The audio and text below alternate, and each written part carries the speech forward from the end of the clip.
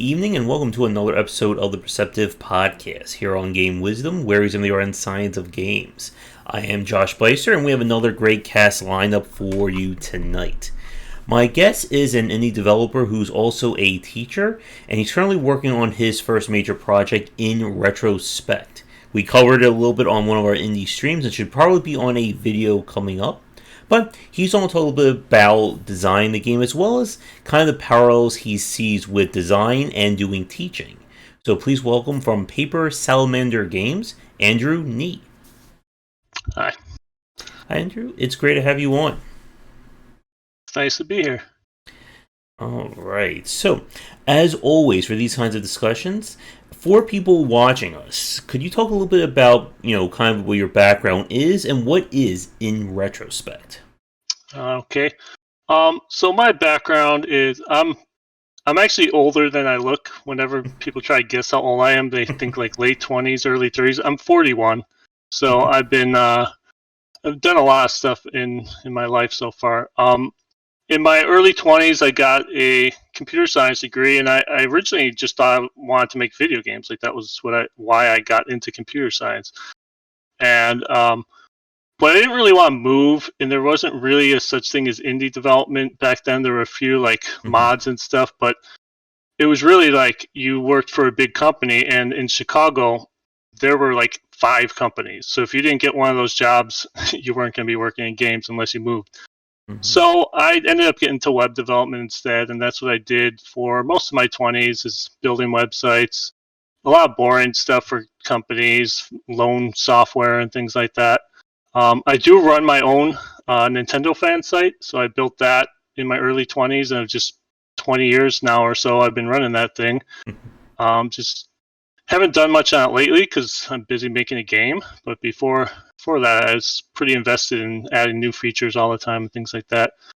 But then I got into teaching, so probably around around when I was 30, I was just kind of getting burnt out on web development, and I wanted to do something where I actually interacted with people more and didn't just sit in front of a desk all day. So I got my master's in education, and I became a computer teacher. So right now I teach high school, actually. I started elementary, and I taught preschool through 8th grade. And people always ask me, what can you actually teach preschoolers on computers? And that's a good question because there's not much they could do. They can click stuff, and that's about it. Now, a lot of them are always trying to touch the screen because they have touch devices at home. So we didn't have touch devices. I had to explain to them, no, touching's not going to do anything.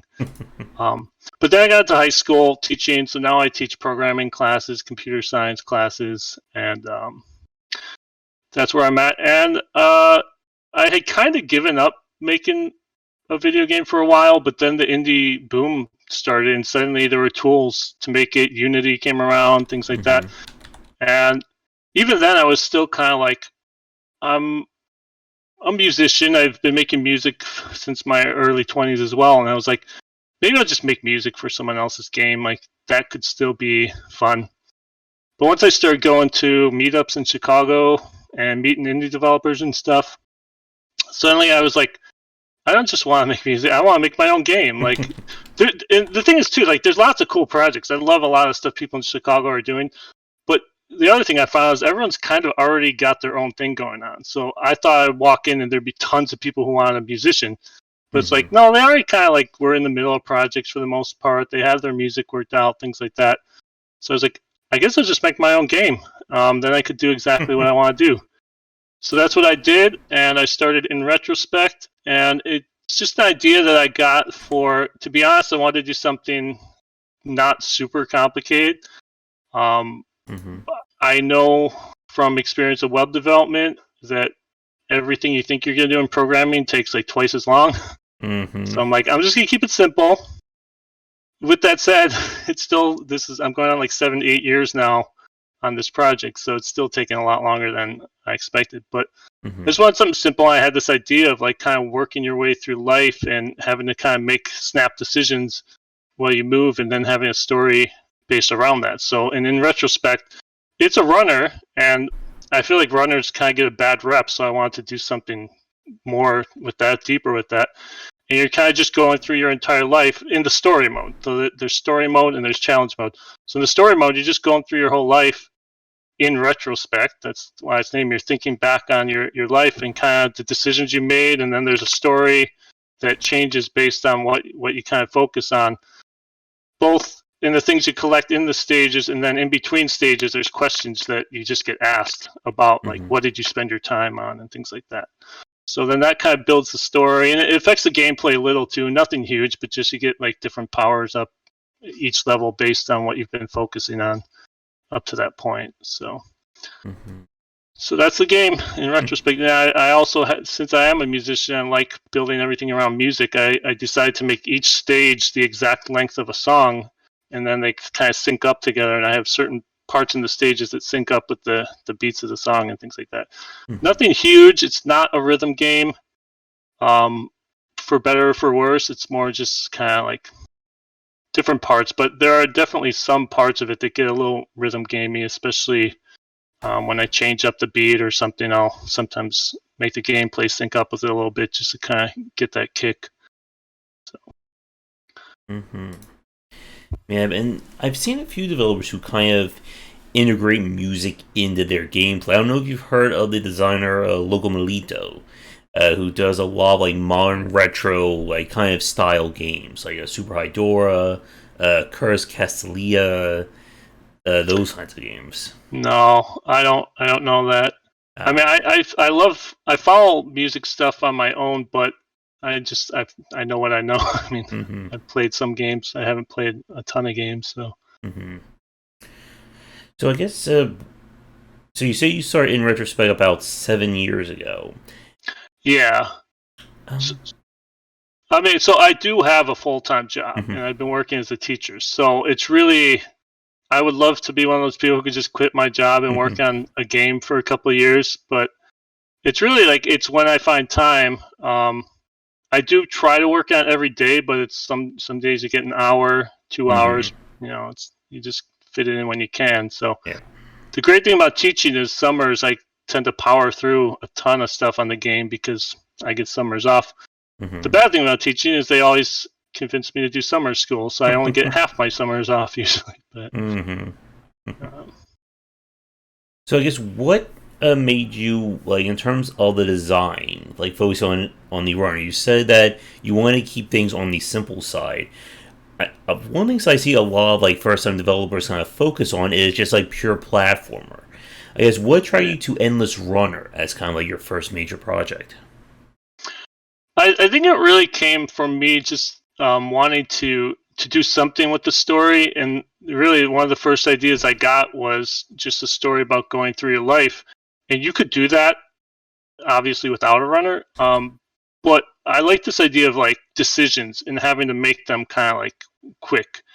I don't know how everyone else feels about life, but like I said, I'm in my 40s now, and the last 20 years feel like a blur to me. Like when I was 20, I probably thought like, oh, by the time I'm 40, it will feel like it took forever to get there. It's like, no, it goes by so fast, and you think like things that feel like you have a lot of time, when you look back on them, you're like, I made a decision and I just stuck with it, and it completely changed the course of my life. But I didn't really think about it as long as you would think. Like when I went back to school to become a teacher, I made that decision in like a month or two. I was just kind of like, what do I want to do? What can I do? I got to do something. And the next thing I know, I'm a teacher. So it's like things like that where I was like, I want that kind of snap thing that I thought a kind of forced scrolling would make you have to just kind of on the fly make decisions. And it's hard. That's been a big challenge, is making it feel like you actually have some agency. A lot of people play my game and they're like, it's fun, but I feel like it's so chaotic, and I don't get enough time to really think about what I'm choosing, which is fair. And I would love to say I planned it that way because life is chaotic. That's kind of my go-to answer. But in reality, that's just one of the design challenges of a runner, is things just, you don't have time to think. It's always moving. So. And the one question I like to ask like developers, especially those who are like starting their first project or in the middle of it, for like people watching us right now recorded, a lot of my audience includes students and other first-time developers. And what I Yeah. wanted to like kind of ask in your opinion is what has been like either like the most surprising or the most challenging part of game development that you didn't really like think about, but obviously working on the game has kind of illuminated it. Yeah. Well, like I said, everything takes so much longer than I think, except on those weird times where I think something's going to take 3 hours and takes 20 minutes. And then I'm like, now what do I do? I had planned for 3 hours for this to fix this bug, and I fixed it in 20 minutes. But most things take a lot longer than I planned. Even at this point, I'm obviously, because I know that, I'm getting better at trying to figure out how long things are going to take. But it still happens where things, I always, I've been, I actually, the first release date I gave for this game was something like 2018. Mm-hmm. And then it was 2019. And now I'm at the point where I'm like, I actually do think it's 2021. But I'm trying to be more realistic with myself and say, but things take a long time, so it might be Mm-hmm. 2022, even though you feel like you're almost done. Um, that was a challenge, and then for me too, like I do everything myself. I do the art, Mm-hmm. music, programming, everything. Um, I have a background in programming. I have a background in music, not professionally, but like I've been doing it for years myself. So I taught myself, but I don't have a background in art at all. And I did not even plan on doing the art for my game. I actually had a friend who's an artist who did the art at first, but really early on he just couldn't keep up with it. There's too much going on, and he obviously wants to make money too doing stuff, and I didn't have a lot of money.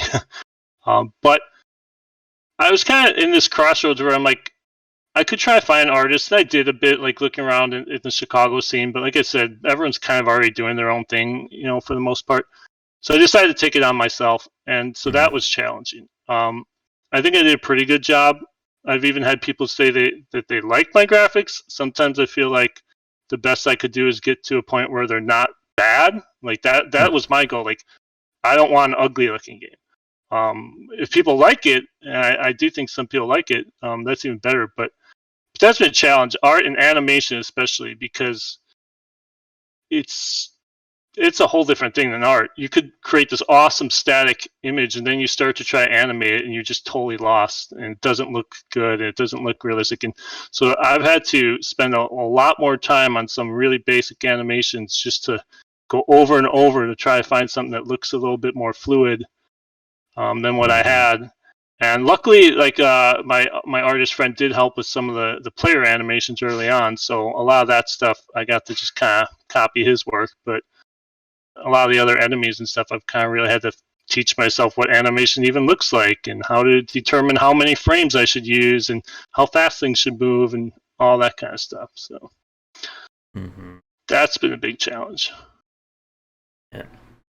And I mean, art is very tricky. And I think it's one of the things a lot of indie developers, especially like when you first start out, you don't really think about how much of a factor a good art and aesthetics for a game really are. And Yeah. I know we reviewed your store page on our Thursday show in the inquiries, and one of the challenges I think a lot of developers struggle with is this idea that consumers only see the store page. They don't see, Yeah. whether you work on this game for months or years, whether it's your first idea or your 50th. And a lot of, I think, challenge when it comes to being like a first time indie developer, and especially when I've spoken with other developers about, is trying to present that game in a package that is going to make somebody want to buy it. Yeah. And that's, you're right. And that's really a whole other skill. It's Mm-hmm. really, I would say you have to become a marketer, and that's another thing I have no experience doing. So it is tough. It is very tough to kind of think of.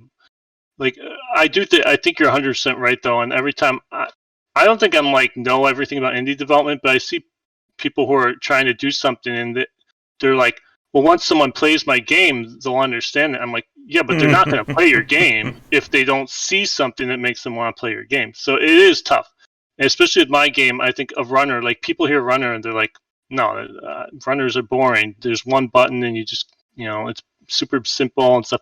I think I made a very different kind of runner, but I have struggled a bit to kind of figure out how to present that, because it probably, to a lot of people, they look at it and they go, "Oh, this is just another runner." So. Yeah. And we just said there about, once they play my game, they'll understand it completely. It's getting somebody to play your game that that's the hard part. Exactly. Yeah. And I think I think I learned a lot too.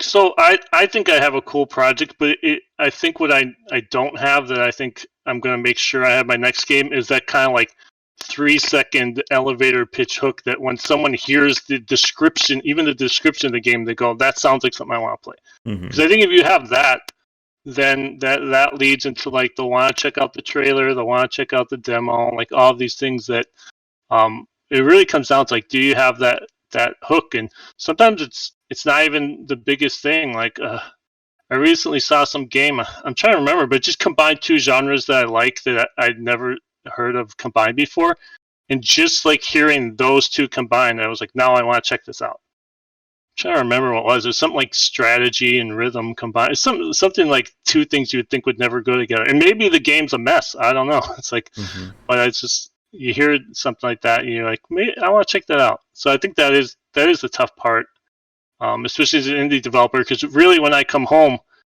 I would love to spend a week marketing my game, but a lot of times I really just feel like I come home and I look at my bug list and I look at everything I still have to do to finish the game, I should say, not fix. And I'm like, there's so much work that has to be done to have a product, and you have to look at marketing as part of that, but it's easy to be like, but that is something I could just like do later. I need to get this stuff done. Next thing you know, you're like a month from release, and you haven't even marketed your game or something. So I've been trying to. I don't think I'm a month from release yet, but I've been trying to get out there and get the word out a bit. But that's hard. If I always say, if there's two things I could get someone else to do for me, it would be the graphics and the marketing, and then I would just focus on music and programming, and that'd be awesome. But it's not the way it works sometimes. Yeah, and it is very difficult, I think. And I think there's something that we've spoken about a lot, that the bar for what is an indie game these days has certainly gone up and up. I mean, we could say every like 6 months now, there's some new game kind of like pushing that boundary of what people expect from an indie developer. Yeah, and I think like for me, I'm kind of glad that I'm not trying to make a living doing this. The market's flooded, like that's a fact. There's hundreds of new games that release every week, and I have a lot of friends who are trying to make a living doing it, and some of them have like really, to me at least, cool looking games, and they're still struggling to stand out. It's the same tools that made it so everyone can make a game, which is awesome, made it so all the markets are flooded. Yep. Which is makes it a lot tougher. So to me, it's kind of like I look at it like a hobby that I take seriously. And if I don't ever make any money doing it, that's cool. I do want people to play my stuff, obviously. I don't want to spend years making something that nobody touches. But if I get like 1,000 people playing my game or something, that'd be cool. I'm not trying to make money, but I think if you are trying to make money right now, it's so hard. Like if you look at, you're right. Like, and I think to me, like the whole not just what is called an indie, but the production levels of indie games that's so big over the last few years. So you look at something like Hades, and it has full voice acting, amazing voice acting, graphics are amazing, soundtracks, like everything about it. If you show that game to me, like, and told me that it was made by a AAA developer, I'd be like, yeah, it looks like something that a AAA. They don't usually make that kind of game, but it does look like, production-wise, it looks. It's indistinguishable to me, that and something that Capcom or something would make. So I think, how do you compete with that? I think my answer is I don't try to. Nobody's gonna look at my game and Hades and be like, I think I'll go with In Retrospect. But I think what you do try to do is try to find a little niche, like try to do something unique. Try to do something that, I have a lot of friends, and I agree with this too, that say they would rather play like a B-level game that hits a specific button of something they really like than like a AAA game that is some topic or genre or something they're not interested in.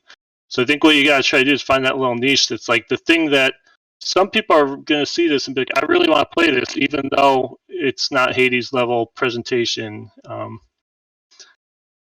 don't know if I did that with this game, to be honest, but maybe that's what I'm trying to learn with this game, and then moving forward, I'm going to try to even more so find that niche.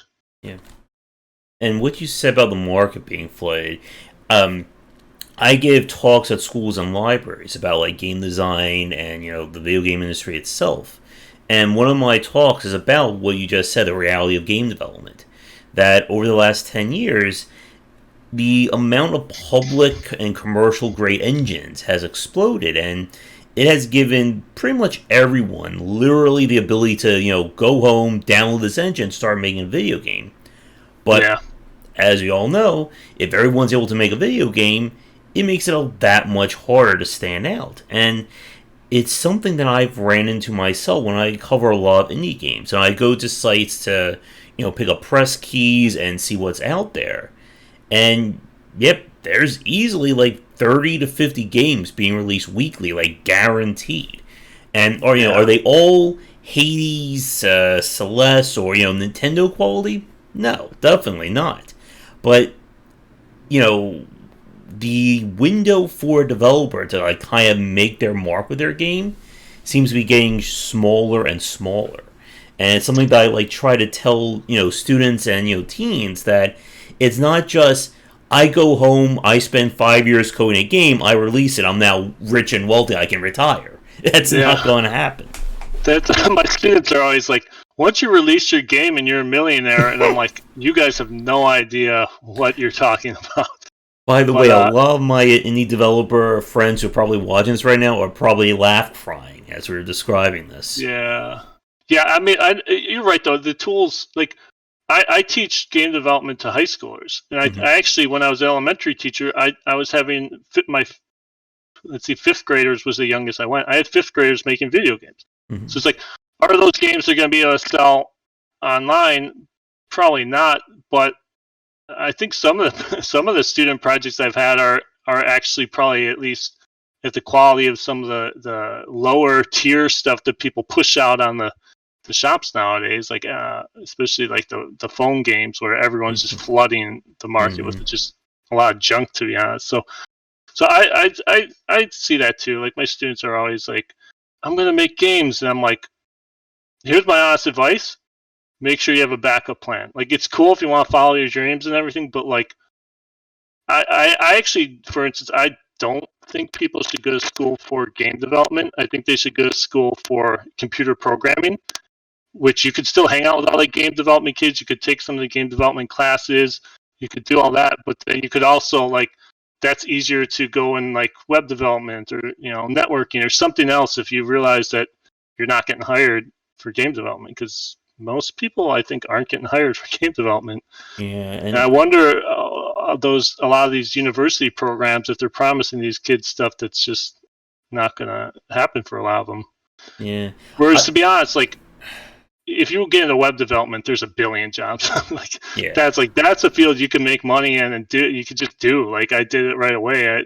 There was tons of jobs for that. So, and this is something that I tell a lot of the students, that kind of like the appreciation, I think, of game design and game development is improving with every year. Like, more and more people are respecting it. But like as you said, something that I've said to a lot of people, like the idea that you can put game designer on your resume or on your profession, and that by itself grants you a lot of opportunities, I think it still isn't quite there yet. Like, game design, game development is it's a niche, it's a very fulfilling, but it's still a very niche career. And I know a lot of developers who get into game development after just saying, I don't want to do anything else. Like, all the other jobs suck. I want to go into game design. And it is a very tough aspect. Something that I've spoken about, ad nauseum with my videos and podcasts, that so much has to go right for a game to succeed. And I think a lot of people, even like indie developers who do manage to get like some, small following or a niche hit, they kind of fail to grasp why their game worked and why it didn't. And Yeah. again, like we could certainly draw so many parallels to teaching and trying to understand, these very unique concepts. Yeah, it's tough, and like I got into the Chicago kind of indie development scene like 10 years ago or so, and it's like so many people come and go because a lot of people can't keep up with it. But what I also notice, a lot of indie developers just start working for the AAA companies, and we don't have a ton here in Chicago, but we have some companies. And the funny thing to me is, like, ironically, it's like it's not anything I did that got me to this point, but just hanging out in that community. There's always people like, "Oh, I could get you a job at this company I work for. Just put in your application." And I'm like, I actually like being a teacher. Like, I think Yeah. people don't realize I'm like, I don't want to do that. I want to make indie games. I want to make my own stuff, and I want to keep teaching. But that's like almost like, to me, it's like if you want to get into the game industry, I'd say get your skills up there, obviously, but like hang out with all the people, like get involved in a community. Mm-hmm. Um, Now I know probably like at least 20 people in Chicago who work for like the Chicago companies around here at this point. So that's how, if I wanted to get into that, that's how I could do it now. It's not necessarily because I have like schooling or anything on that. Um, Mm-hmm. but yeah, I think, yeah, to me, I like teaching. Everyone always assumes that if you go from programming to teaching, you must want to get back into programming. I'm like, no, I'm fine just doing it on the side. Like, I actually don't have any. I like having my summers off and Mm-hmm. and things like that. So Yeah. And like bringing this back to kind of like that parallel between game design and teaching, I guess, how has being a developer afforded or influenced your teaching of students when it comes to game design and vice versa? yeah, so that's interesting. Like, that to me is a very interesting topic. And there's that whole when I think of it, I think of like there's that whole there's that Miyamoto like 4-step stage thing that, like, I think everybody who's interested in game design has heard of this. It's like the first step is like introduce a single concept Oh. early in the stage, but do it in a way where you can platform. If you fall off it, there's just ground on the bottom. You could run back up and try again. There's no penalty for failure. And then the Mm-hmm. second step is to like introduce the penalty for failure. Maybe now that you fall and you hit an enemy or spikes or something, and so now you have to actually like master it. You can't just like try a million times.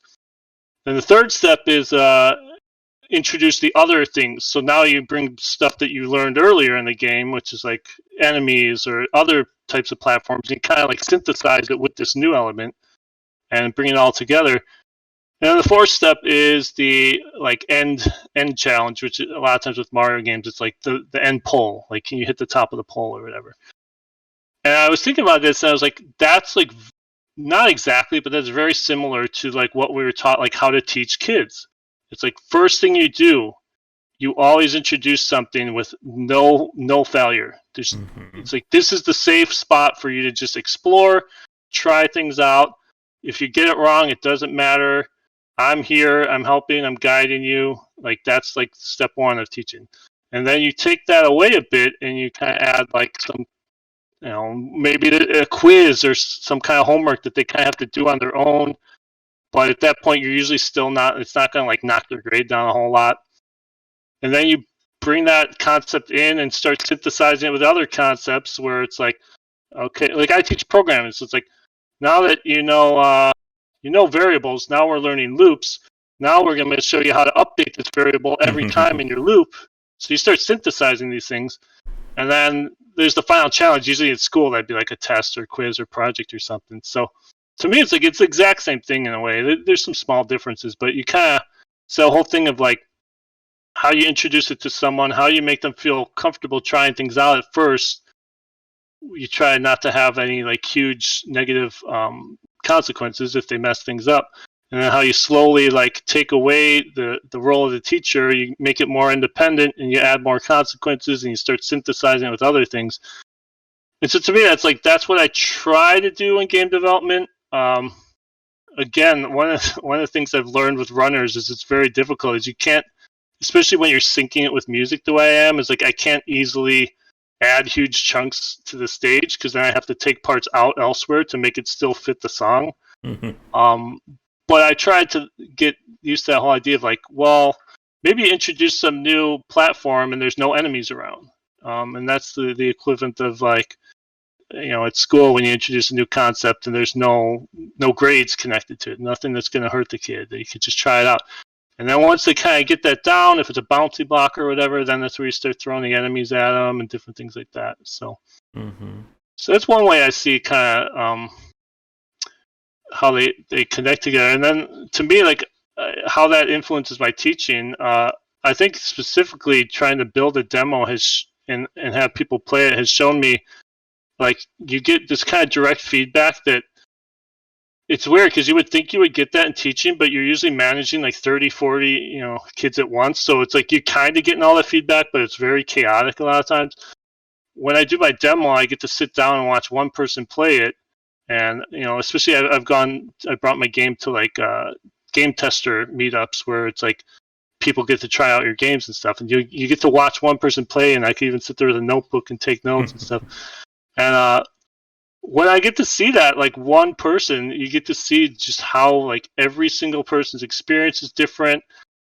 Something like one person catches on right away, another person struggles for like 20 minutes, and all these different things. And I think you get to see that in a way that it's a bit harder in the classroom because you're just managing so many kids at once. There's so much talk in classrooms of like diversify your teaching.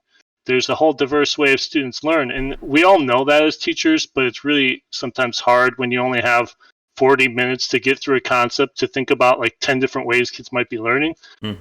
But I think when I do watch how people play my game, I'm like, oh, it really is like everybody just really learns differently. Everybody is going to approach differently. They're going to try different things. They're going to, make different mistakes. And especially in these playtestings, I love when someone makes some mistake that like I never even thought was possible, and then they make some mistake in my game, and sometimes it causes a huge bug that I didn't even know existed because it's not something I would have even thought to try. But someone tried it, and then you just see so much variety in how people approach things. So that's to me something I try bringing in my teaching too, and anticipate that like this might seem to me like a 4-step thing I'm teaching today that you'll just go through in this way, but some kids probably gonna try something I completely would never thought of, and I have to anticipate that. Yeah. And onboarding and approachability are such key aspects. I think it's something that a lot of first-time developers tend to ignore or struggle with. That idea that it's not just you and your 5 best friends playing your game, and we enjoy it, so surely everyone else can figure it out. Like, putting your game in the hands of somebody who's never played it, who has no loyalty or allegiance to you, and seeing what they respond is one of the most useful forms of feedback, I feel. Yeah, and it's another thing for me, honestly. Now I'm in high school, so it's a different thing again. But when I was in elementary, I would actually have like really young kids try my game out, and like I would get as an elementary teacher, I get to have like kindergartners try my game out. I got the 8th graders try my game out. So I got this whole range of different skill levels, and just they play it completely differently, obviously, especially young kids. They can't really read very well, so tutorials just like fly over their heads if you use too much text. So it also got me trying to think of ways to not rely on text so much, which is also good if you want maybe international people to play all over the world, but you're not going to put it in a bunch of different languages. You want something that they don't necessarily need to be able to read everything to get it. And kind of struggle with that a bit in my game, but I have been trying to find more ways to just make it clear with visual cues. Like there's a whole language of gaming, I think, too. But again, that's something where I think everybody's going to be at a different spot with that. So to me, like when I made the bouncy things in my game, I made them kind of like mushrooms because for some reason mushrooms became bouncy in games, especially Nintendo games. But I've seen it on so many other games. Like mushrooms are bouncy. You just know that. But then it's like if someone's not a big gamer and they're trying out your game, they're not going to know that. To them, that's like, why would a mushroom bounce me? It's just, a mushroom. Like I thought I would stomp on that. So there is this whole like language of games too to think about, but then you don't want to rely on too much, or you'll only be stuck with people who already know that language to be able to get what you're trying to do. Yeah, and it is very difficult, I think, for developers to try and figure out why is somebody enjoying my game, why aren't they enjoying my game. And as we said earlier, with kind of like how much indie development has grown, a lot of people these days, they don't want to have to find the fun in your title. They don't want to have to sit through 20 minutes of rambling cutscenes or a confusing UI. And you really do, as a developer these days, need to understand kind of the wider market. And I guess as a question for you, as you say, like you've been working on In Retrospect for a long time. Yeah. As you've been working on the game, I guess from your viewpoint, how has the market like shifted? Like whether from a consumer standpoint, a developer standpoint, or a little bit of both. I think it's really hard to make bold proclamations because then there's always some game that comes around and completely does the opposite. Like I would say people are trying to make games more immediately accessible. Like just get in, you can kind of figure out what you're doing. You don't need a bunch of tutorials. You just kind of learn as you go. But then there's other games to me that like Baba Is You. That game to me is not accessible at all, but it was huge. And another one is I love both these games, but I didn't finish either of them because it's like I just get stuck. It's like La Milana. Have you played those games? Oh yes. Yeah, like that game to me is like it's almost like purposely like I'm not going to be accessible. You're going to have to explore. You're going to have to get like pen and paper, take notes. This thing's like 4 rooms over, and you have to remember what it said exactly and things like that. So I think overall the trend seems to be more accessible. Anyone could jump in. You don't have to get your pen and paper out like you did back in the old NES days with a lot of games. But then I feel like there's a lot of games that are specifically trying to also hit that. And I think I've been thinking about it, like I think they are actually trying to hit nostalgia that people had for those days back when you're playing the original Legend of Zelda. How do I get through this part? You had to kind of map it out on paper and pencil and stuff like that. So I wonder if that's where that comes from. Is if that's for older gamers who kind of miss that sort of obtuse type of gaming. But yeah, I think overall the trend to me does seem to be just try to make it like easy to get into. And there's a lot. I think too it's because there's a lot of we recognize now that there's a lot of different types of people who play games. If you want to be able to hit the widest audience, you have to think about that. If you want to find a niche, then maybe you could find that hardcore niche, and that works too. But and like for myself, like we could start. I could go on like a 2-hour rant about difficulty design, which I don't have the time to get to right now. But a lot of people, I think, still conflate difficulty with greatness. And I think that's one of the major stumbling blocks for a lot of indie developers. That if I made my game purposely difficult and my UI is obtuse and it's hard to get into, I'll sell to the hardcore elite crowd and they'll all love my game. But the problem with that is that if your game isn't approachable, most people aren't going to give it the time of day. And I've seen plenty of games that, describe themselves as, super difficult or meant for the hardcore, and it has maybe less than 100 reviews on Steam. And you have to.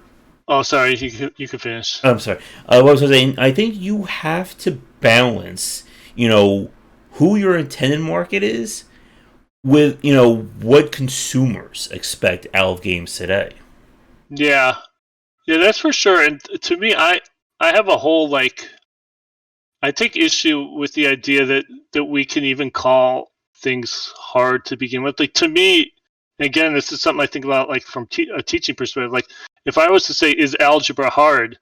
It's like, but who's doing it? That's the question. Is a first grader doing it? Yes, then it will probably be way beyond anything they could do.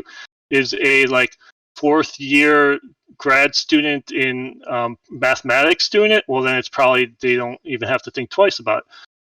So when I think of gaming too, I think of what does hard mean, it's very relative. It's hard to me. It's not a thing you could just say this game's hard. It's more like this game will probably be hard for most gamers, maybe, but Mm-hmm. we don't know. It depends who actually plays it and things like that.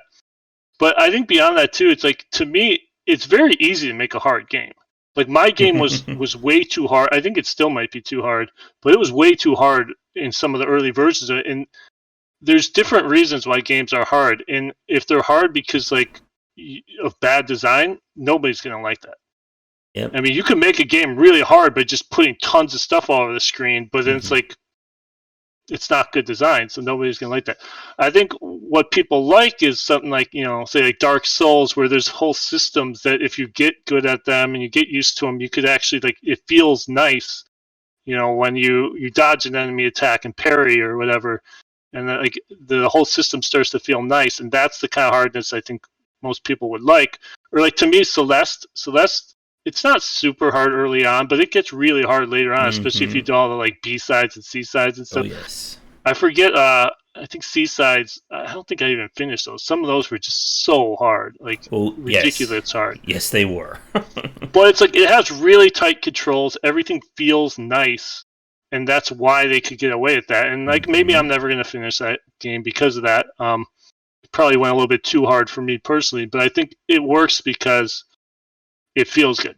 And I think some people are just like, I'm gonna make this hard. Especially, I see this a lot with my students. When like I said, our final project in a lot of my classes is to make a game. They'll make games that are hard, but like for the wrong reasons. And I'm like, Yep. and then they'll all be bragging like, my game's so hard, nobody even got past it. And I'm like, it's not difficult to make a level that nobody could get past, but that doesn't mean it's like a good level. It's like Yep. you have to actually think about like what you're doing and if it feels nice to play. Mm-hmm. So. And I say the same thing about it's very easy to make something that is difficult. And, as we're recording this right now, I'm seeing more people arguing about difficulty sliders and difficulty modes in games that I'll have to jump into on Twitter as soon as we're done having this chat.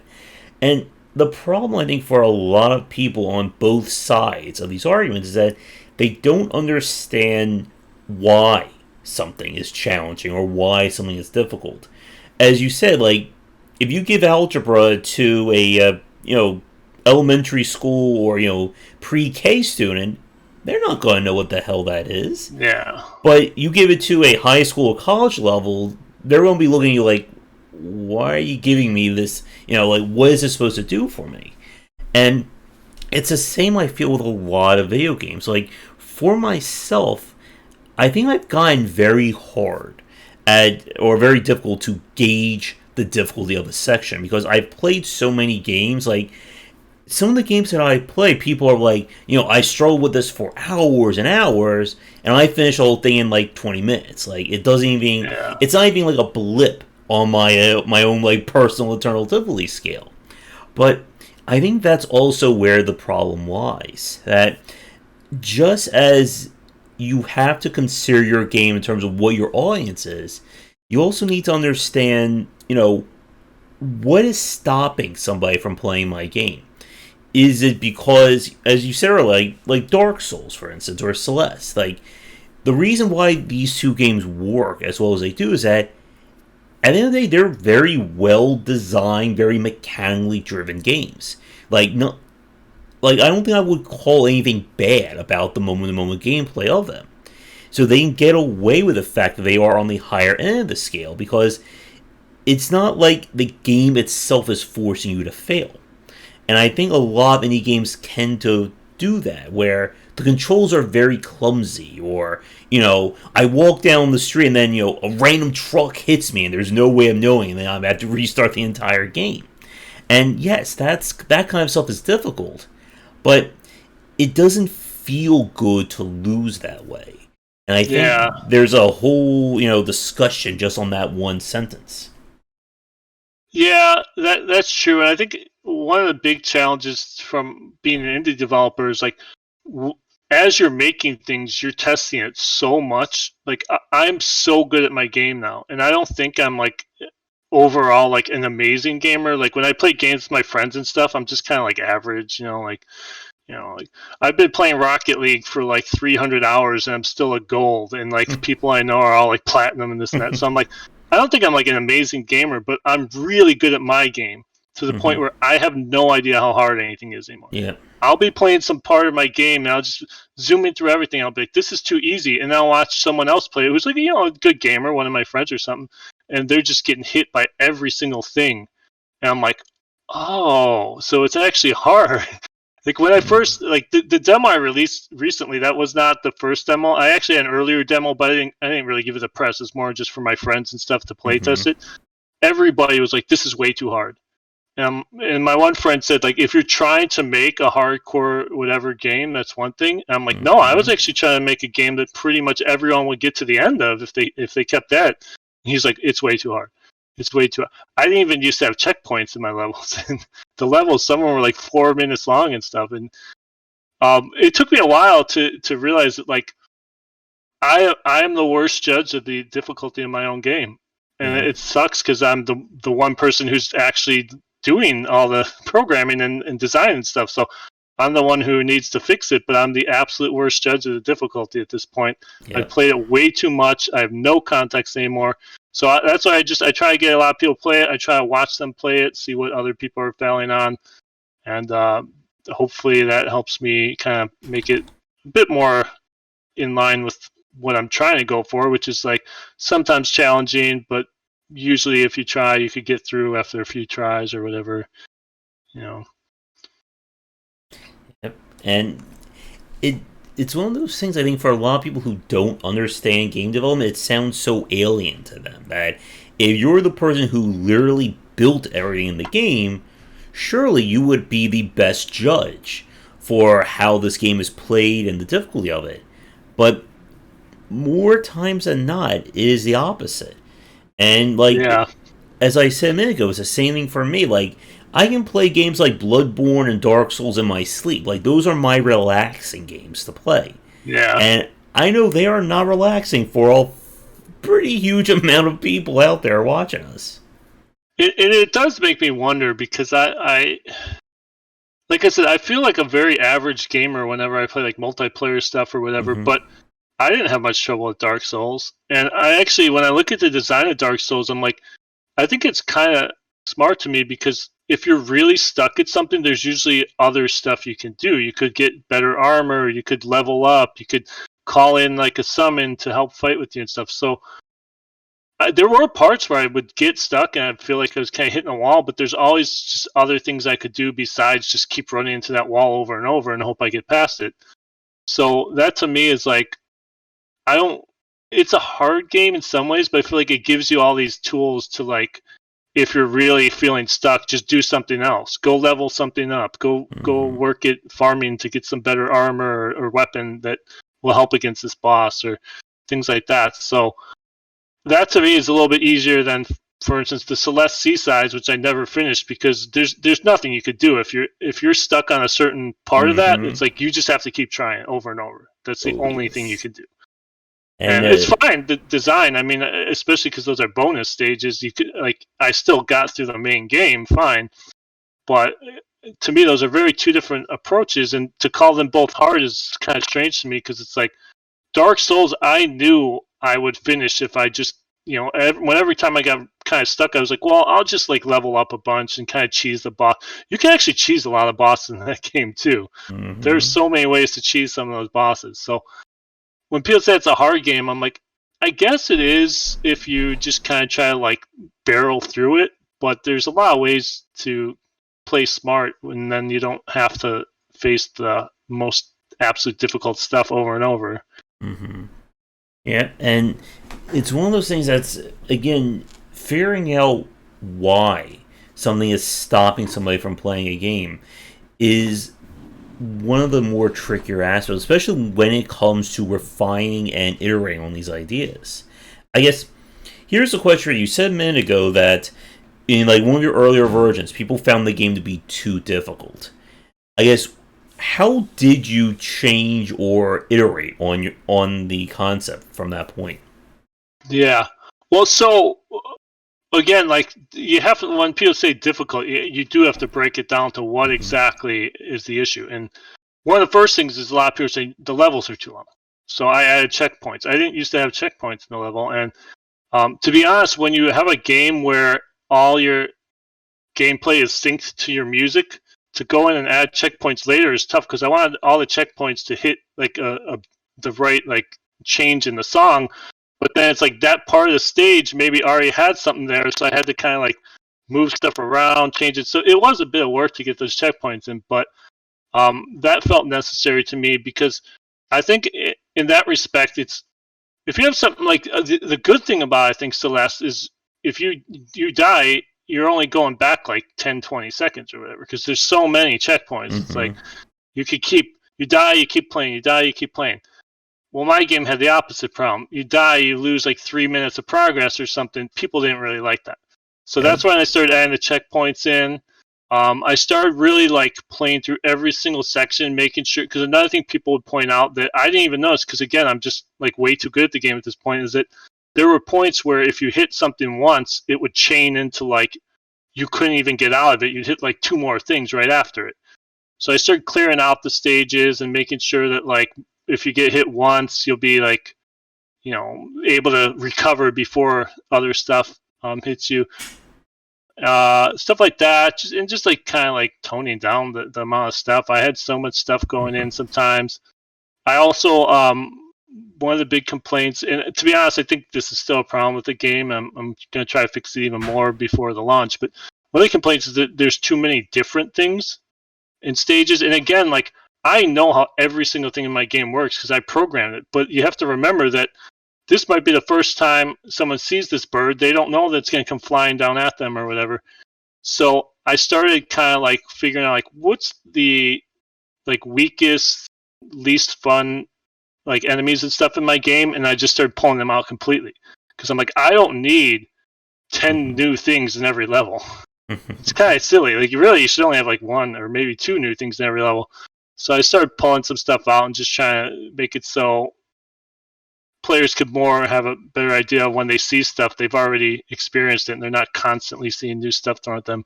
So it really was just a lot of design stuff, a lot of stuff that it was not hard because I made a hardcore game. It was hard because a lot of these were just bad design decisions, and I have hopefully been fixing a lot of them since then. So, and trying to like process that feedback again, that's another topic that we've spoken about like on lots of videos and discussions in the past.